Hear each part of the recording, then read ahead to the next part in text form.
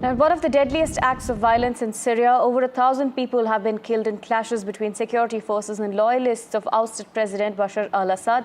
The violence erupted on Thursday after gunmen in favor of the current government started quote-unquote revenge killings against the Alawite minority sect which was loyal to the former President Assad.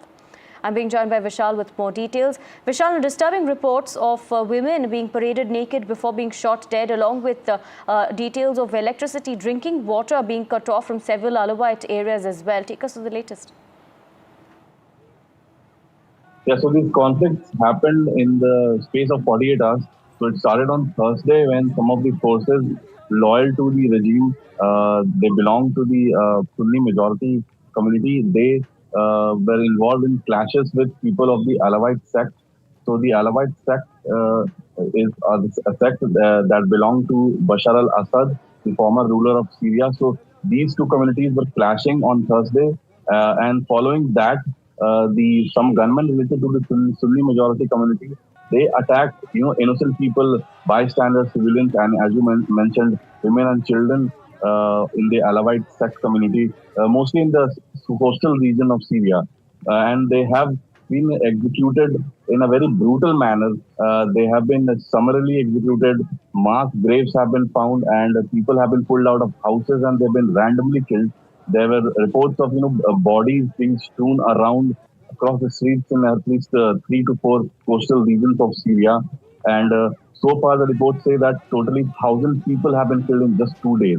So this is some reports are saying that it is one of the most brutal days of the 13-year-old Syrian civil war.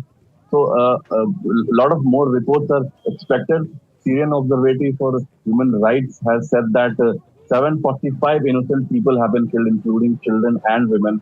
125 people allying with the government forces have been killed, and 148 fighters allied to the Alawite sect have been killed. So it gives you an understanding as to when these Islamists rose to power in Syria, there were concerns that conflicts of such scale could arise, and they have finally come up. And it remains to be seen how the security apparatus, the new security apparatus of Syria, handles this, because it's a really tense situation. So far, the revenge killings have stopped, but as you mentioned, there are reports of women being paraded naked and children being killed at random, people being pulled out of houses and being shot at close range.